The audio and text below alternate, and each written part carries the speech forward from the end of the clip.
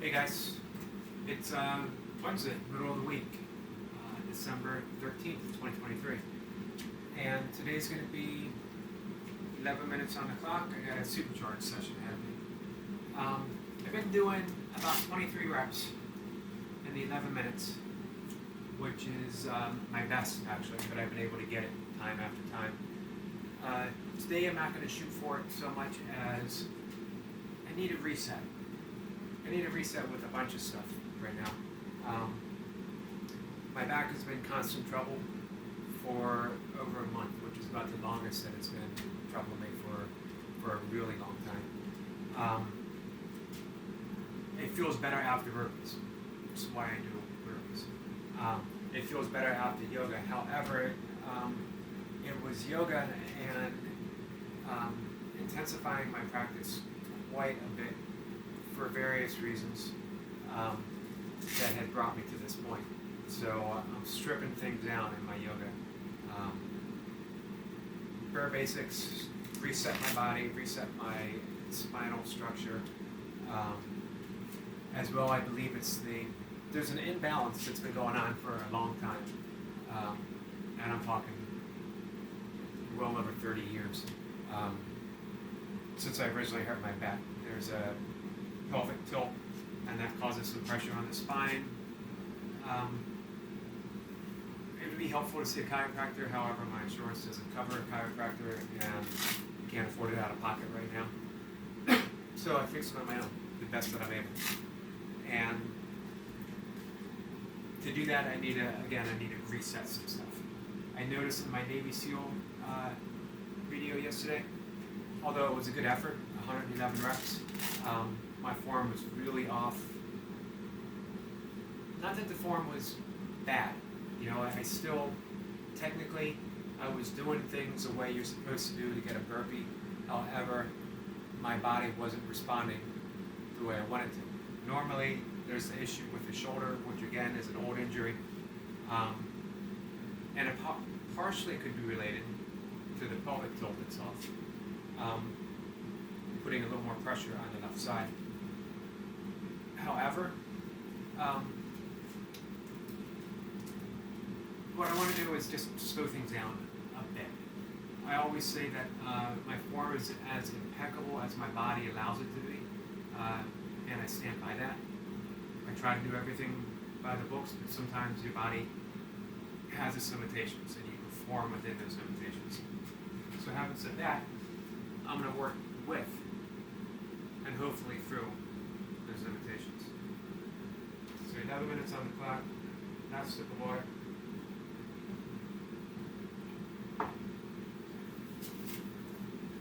Loose shirt. Let's see what happens, guys. Steady. That's the name of the game for today.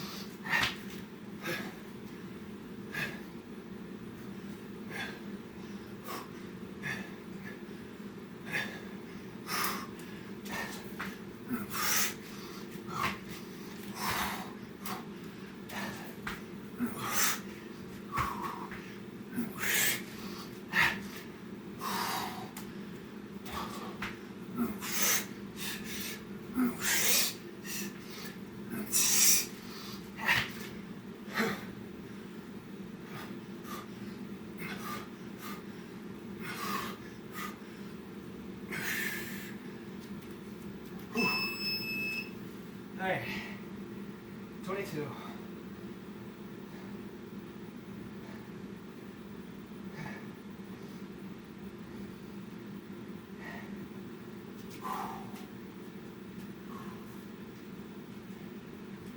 Never easy.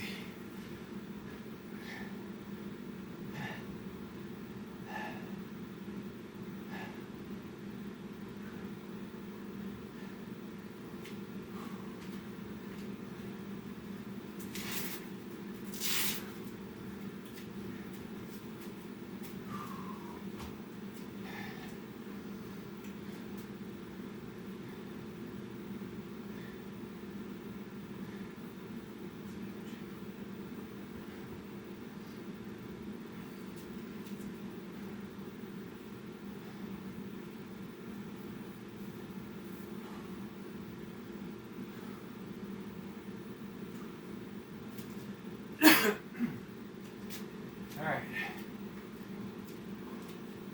Some pull-ups.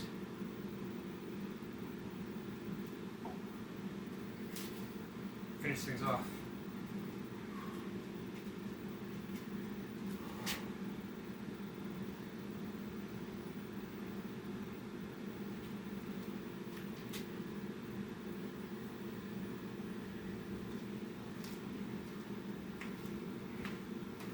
I'm going to do it in the Navy SEAL fashion as offered through the book Navy SEALs Workout. Again, I mentioned this before about Navy SEALs and Army Rangers. I have no idea if this is what they actually do. It wouldn't surprise me. Wouldn't surprise me either way. Doesn't really matter. It was in a book written by a Navy SEAL. It's how he trained.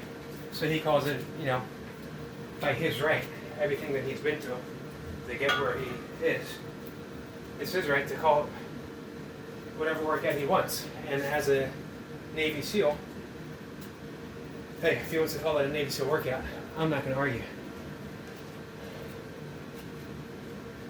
Alright.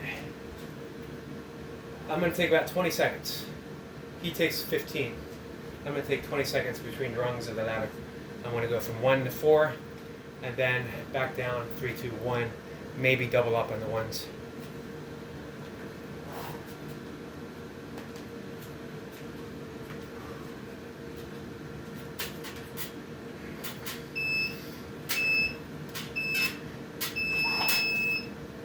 That was one. 20-second break. So I'll be checking out how my shoulder looked in that session. I tried very much to be mindful of placement. hoping that by doing that, I can keep things in check.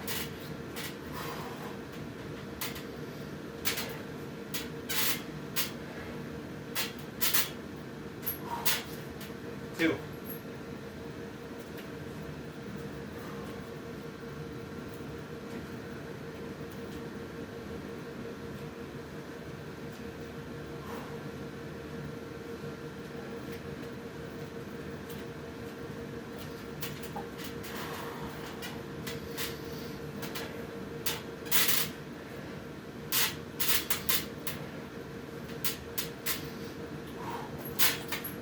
Three.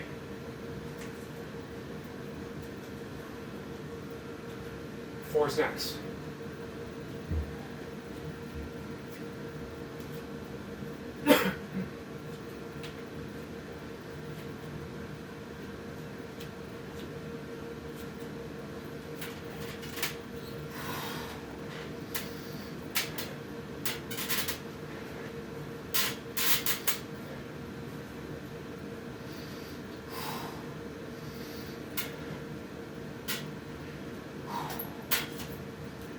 Four.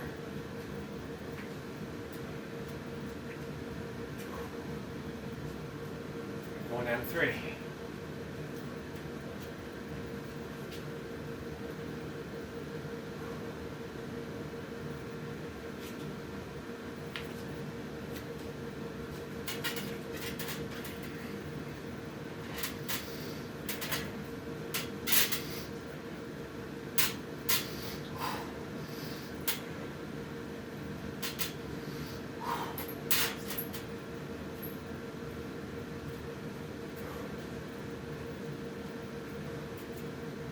Down to two.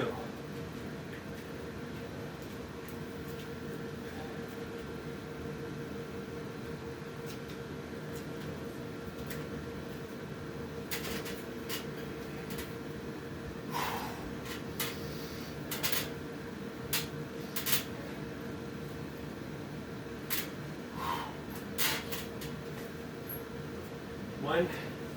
Again, I might double up on the ones. One and a one.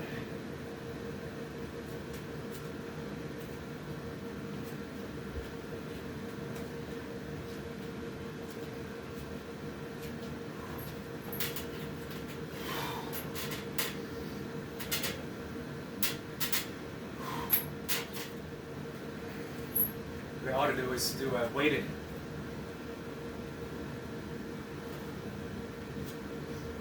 Maybe I'll think about that. I need to dig out my belt, bury it in the junk. One more symbol.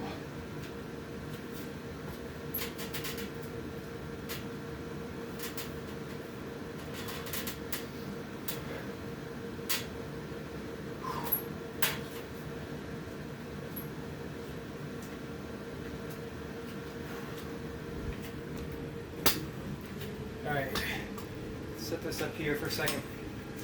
Iota push-ups, nice and easy. No strain. No strain on the delts, on the front delts.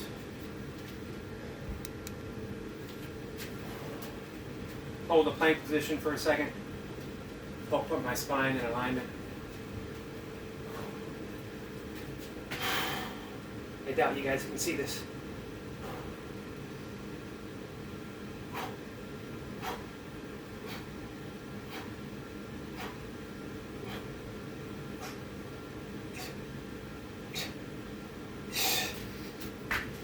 Just an easy 10. Done for the day.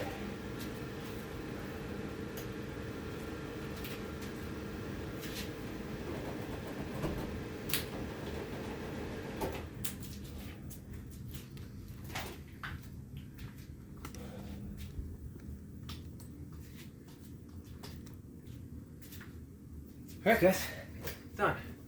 So the amazing thing is,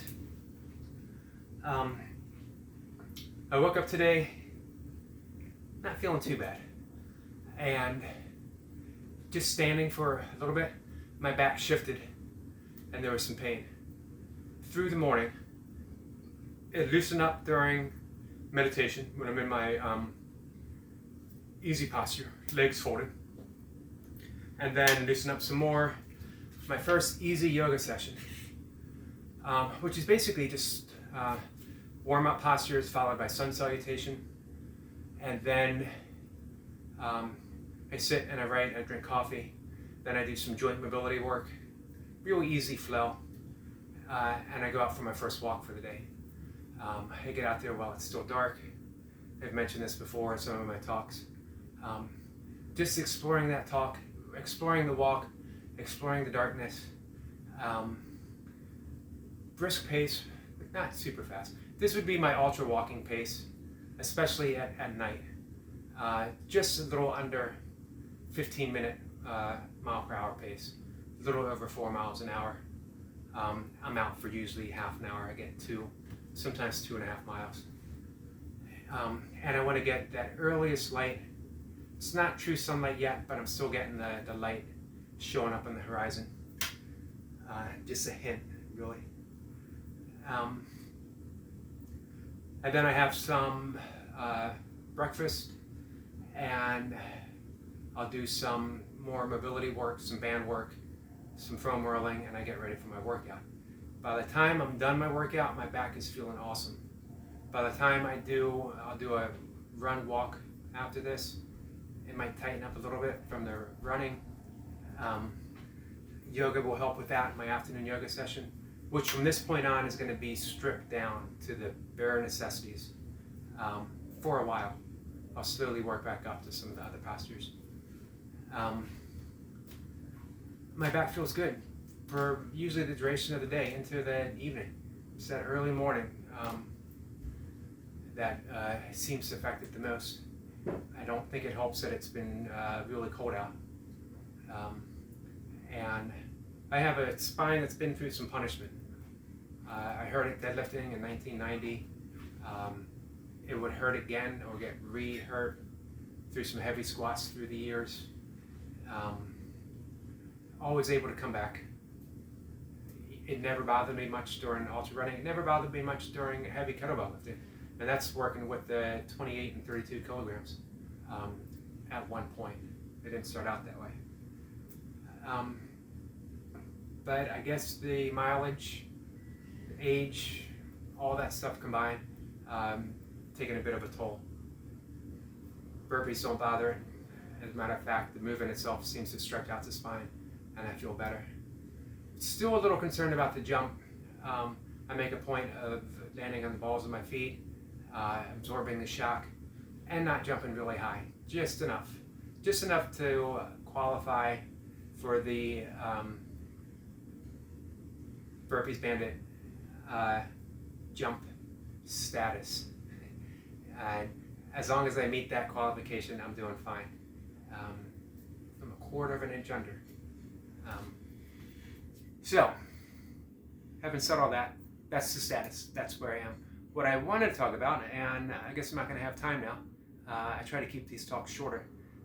Yesterday, I talked about Rhizomatic, a new phrase with having multiple entry and exit points, a web of connections, and how when we dive into the burpees, when we step on the burpee mat, it's an entrance point. We're back into that rhizomatic field of potentiality of reps. It never ended. We just hit that exit point, but that realm of reps itself stays ever present, as does the realm of inspiration, the realm of silence, the realm of everything. Everything that's a possibility exists within that realm. And the truth is, the doorway itself is imaginary. There's no separation between here and the appearance or the apparent there. It's the thinnest veil, and the only thing that separates it is the illusion of separation. If we dispel with that myth, there's no more separation. Today I was going to mention, I had a great talk about this with Hybrid Gym yesterday on chat, or on my live session chatting, as well as Destiny Walks Forever, PhD. Today, hopefully, I'm going to talk about assemblage point, which is a term I first read about in the 1980s, early 1980s, as a teenager reading Carlos Castaneda. And it's a fascinating subject to dive in. So if anyone wants to join, if I can stay on point, which isn't a promise, by the way, we'll talk about the assemblage point, or at least my interpretation of the assemblage point. Not being a sorcerer in the Toltec tradition, I can only offer my interpretation. But if anyone else is versed in Toltec tradition or is a well-read Castaneda reader, I know Hybrid Jim has read Castaneda as well. His books were highly influential on me through all of my teen years, leading to some misadventures, quite a few misadventures, and all through the 90s and even the early 2000s. You know what, even today, that kind of stuff sticks with you. It led me in search of a magical world. And we can all judge for ourselves whether or not we've ever found that. So, all right, guys, that's it for today. I'm going to go out for just a short run, walk, and then we'll be back and we'll talk again later. You guys have a good day. Take care.